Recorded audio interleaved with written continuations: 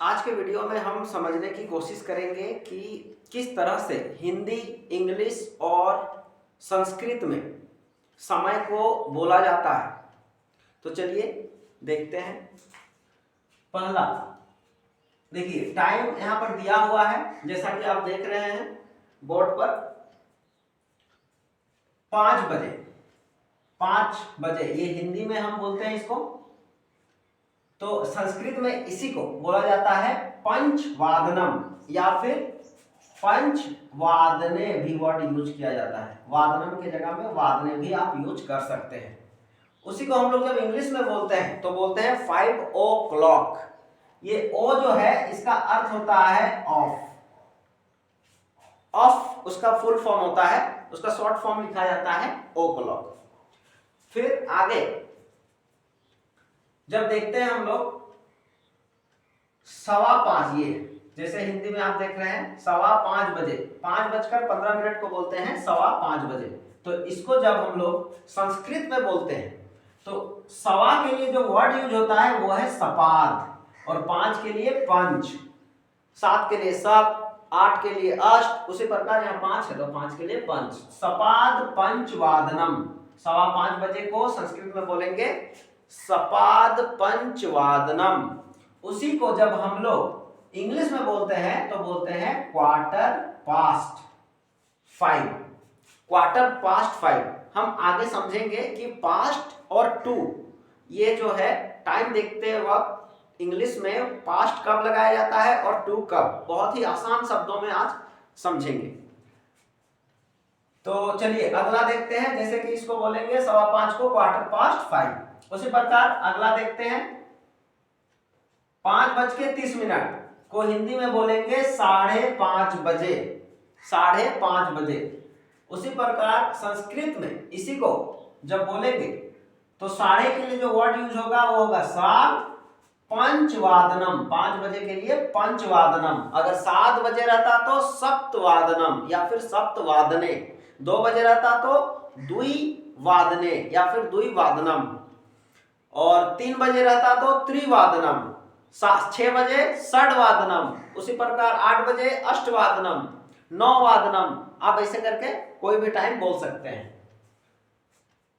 फिर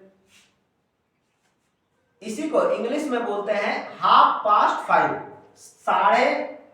5:30 बजे को, 5:30 को इंग्लिश में बोलेंगे 5:30। हाफ मतलब आधा होता है, मतलब अभी आधा टाइम बीत चुका है, 5:30 बजे 5:30। अगला देखते हैं 5:45।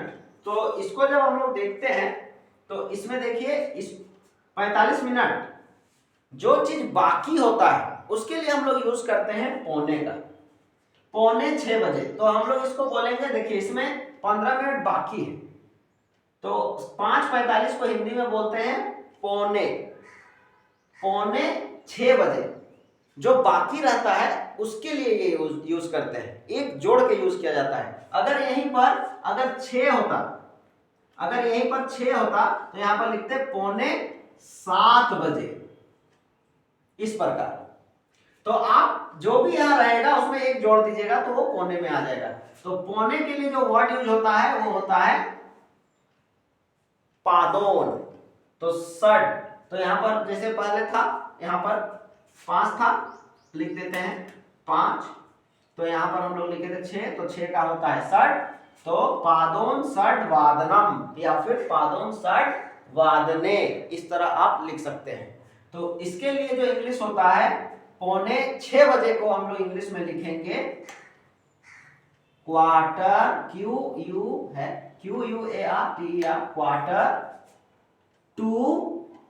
Quarter to 6। 5:45 बजे के लिए वर्ड यूज होगा क्वार्टर टू 6। तो अब चलिए समझते हैं कि किस प्रकार से हम लोग इंग्लिश में टू और पास्ट लगाते हैं, बहुत ही आसान शब्दों में। देखिए ये जैसे कि आप घड़ी बना हुआ देख रहे हैं, तो यहां पर जो है इस घड़ी को हम लोग अगर बीच से 2 टुकड़ों में बांट दें तो इसके दाएं साइड, अगर हम लोग इसको दायां मानेंगे, ये राइट साइड और ये लेफ्ट साइड, तो इस टुकड़ा और इस टुकड़े में तो इस टुकड़े में यहां से 1 मिनट से लेके 30 मिनट तक, 1 मिनट से लेके 30 मिनट तक यहां हम लोग यूज करेंगे वर्ड पास्ट। जो भी बोलेंगे पास्ट। तो इसके लिए जो है क्वार्टर स्पेशल वर्ड यूज होता है ये सब के लिए। इसके लिए होगा ओ क्लॉक। जैसे मान के चलिए, जैसे मान के चलिए 6 बज रहा है, तो इसको हम लोग लिखेंगे 6 o'clock। उसी प्रकार स्पेशल अगर 6:15 हो रहा है, 6:15, तो इसको लिखेंगे quarter past, quarter past 6, quarter past 6। उसी प्रकार अगर 6:30 हो रहा है, 6:30, तो इसको लिखेंगे 6:30। लेकिन जैसे ही ये इधर क्रॉस करेगा तो हम लोग वर्ड यूज करते हैं 30 के इधर, जैसे ही 31 से लेके इधर 59 तक हम लोग जो वर्ड है, 59 नहीं पूरा 60 तक जो वर्ड है, असल में 59 तक ही हम लोग मानते हैं, लेकिन ये एक्चुअल में 60 में ये जो है वो फिर से स्टार्ट होता है। तो 31 से लेके 60 तक ही मानते हैं, 60 तक हम लोग टू वर्ड यूज करते हैं। तो टू का अर्थ होता है कि कितना टाइम बाकी रहा। जैसे कि आप यहां देखिए 7:35 हो रहा है, तो इसको हम लोग कैसे बोलेंगे? फुल सेंटेंस में इंग्लिश में बोलते हैं तो इट्स मतलब इट्स का फुल फॉर्म होता है इट इज या फिर इट्स 25।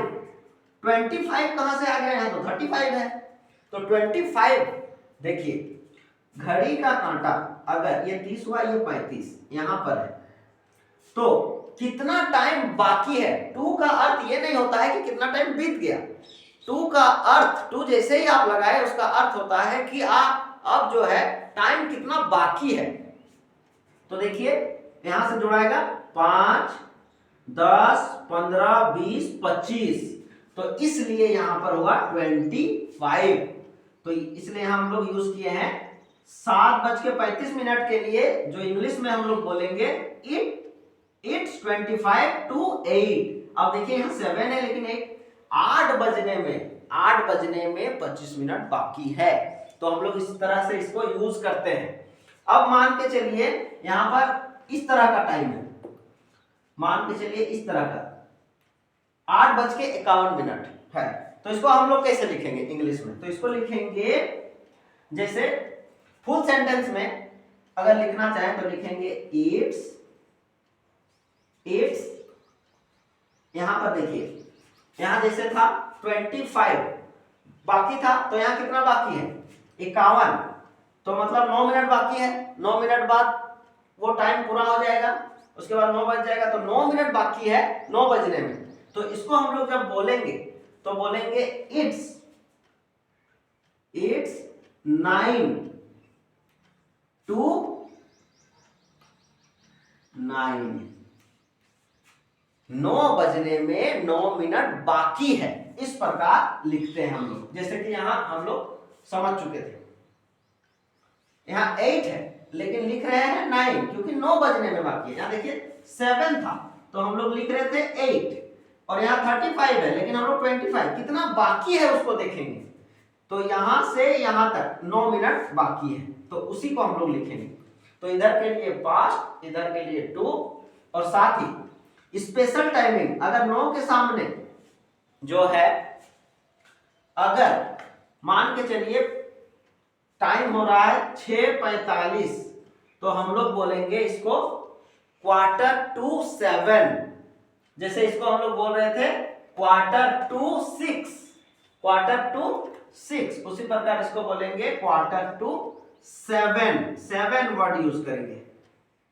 तो इस प्रकार आप समय को समझ सकते हैं इंग्लिश में। ये 4 चीजें आपको याद रखनी होंगी। इसके लिए ओ क्लॉक यूज किया जाता है, बहुत ही आसान है। इसके लिए 2 यूज कर सकते हैं स्पेशल, और बाकी सब के लिए तब क्या यूज करेंगे?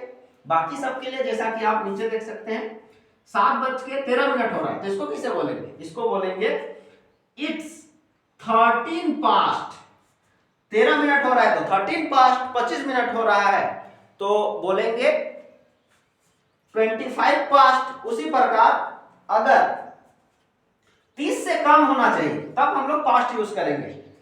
अगर मान के चलिए 10 मिनट हो रहा है तो 10 पास्ट, जैसे 7 मान के चलिए 9:10 हो रहा है, तो इसको कैसे बोलेंगे?